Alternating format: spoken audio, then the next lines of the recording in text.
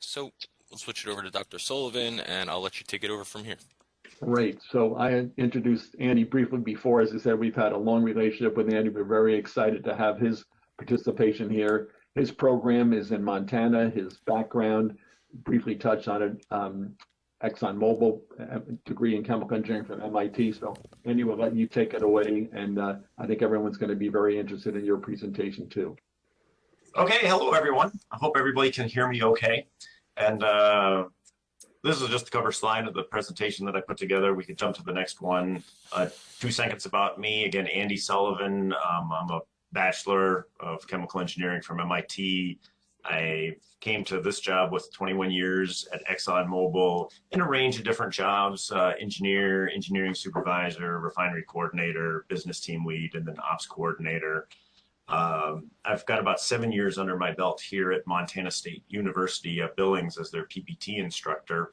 And more recently, I've been kind of diving into doing some 3D modeling, some scripting, and some process simulation design. And if you're interested in more, processplanttechnology.com is my faculty website, so you can see all the different things we're working on. Next slide. Who we are here at the college. We're City College at Montana State University Billings, and we have a 2-year Associates of Applied Science degree in Process Plant Technology. And I got a couple pictures of students that I just kind of pulled off my files here and give a little bit of view on what we do here. Next slide.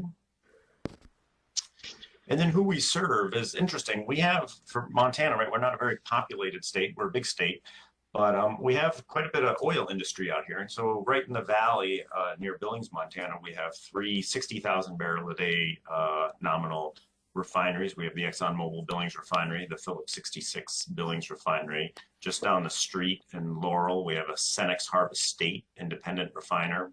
And then up in Great Falls in the northern part of the state, there's the Calumet refinery, which is a little bit smaller. We don't have as many students that go to work there, but we have done workforce development. Well, they'll send their operators down to Billings, and then we'll do some simulator type training with them. We place quite a few students at ONEOK, which has become a very strong partner with us, and they have just a huge amount of gas processing facilities just east of here in eastern Montana and western North Dakota. And then some other companies that we've had students succeed and get hired on at Montana Sulfur and Chemical Company, Loveland Products, Western Emulsions, Asphalt Company, Aspen Air, the water treating plants. We have some hydroelectric out here that students have gone to work at. Sinclair Refining is down south in Wyoming. G2it is a gas processing company that works with facilities in North Dakota. And then Dakota Gasification, they actually gasify coal. And so interesting range of companies we work with. Next slide. How we use simulators. And so we use a blend of hands-on and simulation tools in our program here. And we really need both, right? I don't think we could do the whole thing without the other half of it, but boy, we rely on the simulators intensively through the whole range of education. So it's kind of starting in the early parts of the program in the first year, we'll use simulators to bridge the kind of the gap between the classroom training and the plant environment that they are going to go work in. For example, I'll get the question every once in a while, Mr. Sullivan, when are we going to start up a pump? And I was like, you're not going to start a pump up like this at the college because a small process plant pump is 100 horsepower. We don't have the power at the college to start that pump up. We need simulators to give the look and feel of what that job is going to be about. And so we use the SimSolution centrifugal pump with outside operator simulator to teach students how to do common tasks that they're going to be expected to do, such as switch pumps, how to isolate control valves without upsetting the apple cart, so that they understand the control loops. And it's just great high quality learning for first year students that wouldn't be feasible without the simulators. And to the right, you can see a little picture that I put together just based on a simulator, and I'll build a quiz that the students kind of have to answer to demonstrate that they understand how this process fits together. And you can see even from that picture, that's not a real complicated setup. But when you just glance at it, you're like, wow, there's a little bit more here than you might guess. It takes a little bit of time to get your head wrapped around that. And And so it's great training for a student. Next slide. One step further in sophistication for our students is we would use simulator tools to develop procedure execution skills. What we're trying to do is we're trying to instill the right mindset, which is so important in our industries. The mindset to do it right the first time, every time. This is just an industry where do-overs are not an acceptable way to do business. We have to follow our procedures. We have to get it right every single time. And so we instill this procedure execution mindset using these tools. And as an example, we have here pictured another lab that I do with the students using the Simulation Solutions heat exchanger with outside operator simulation tool. And what we do is we have students start up the exchanger, and then we'll advance to the next slide where we do a distillation startup. And along the same lines, only with a more sophisticated piece of equipment, more pots and pans kind of strung together for a more complex unit. Again, instilling the operational excellence mindset.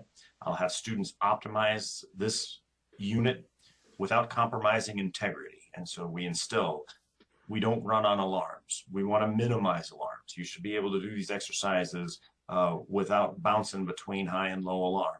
We want to bring that up to a maximum profitability case, no alarms, and our simulation will be started up, no alarms, and we'll do this in our second year classes.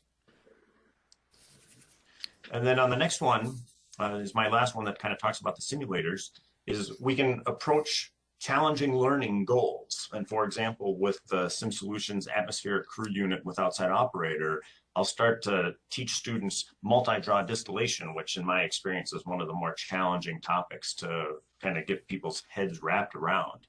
And again, we'll give them simulation exercises to optimize this column with many interrelated parameters.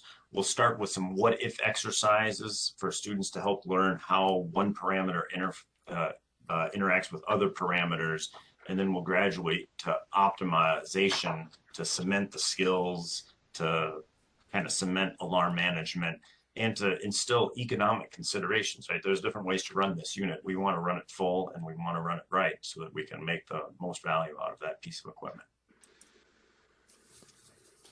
And quickly, an example lesson plan. I won't read this, I'll paraphrase, but using the Simulation Solutions atmospheric crude unit with outside operator, I want you to make the most diesel. And so that's the kind of exercise we used to run in the refinery. Why can't I get more out of this piece of equipment? And then I'll give the students a target to shoot for, 10.5 in this case. And then I'll give them a little background. You know, diesel is your primary goal, but there's more than one way to maximize diesel. We want to also maximize our other valuable streams. For example, gasoline is worth more than bottoms. And then we'll turn the students loose on this. It helps reinforce concepts from the entire program, including the coursework, instrumentation, how the different pieces of equipment and pumps and towers work, and then how to run this equipment authentically. I want them to achieve steady state so that they're drawing straight lines on their graphs. I want no alarms, and I check for that when I grade it. And then what I do is I have them upload the link Evenworks to a Google Doc, and then I can check to make sure they're not on alarm, make sure the material balance looks right so that they're in steady state. And so an interesting lab. And then my last slide is just a little kudos for the Simulation Solutions tools and the team that put it together. I've been very impressed with the high fidelity nature of the simulations and Sim Solutions, accurate representations in all my experiences of real processes. I have used other tools, and students will lose interest if the simulation is not authentic. For example, in another tool that I've used on a centrifugal compressor, what I found is boy, it was a very forgiving piece of equipment. You almost couldn't not run it. And that's in contrast to my experiences in industry where centrifugal compressors have a very narrow range of where they want to run. And if they're not there, they're either amping out high or surging. And so we want to have tools that are authentic so that we give good training. And then the last point I have is the contextual learning in a 3D plant environment is super handy, right? Students learn the size and the feel of the plant. That's just not possible in an academic environment. We don't have the tool, like we said, to even run one of these small pumps. And then that's all I have. So I'll take questions. Thank you, Andy. That was very, very good. All right, group, any questions for Andy? You're like my classes.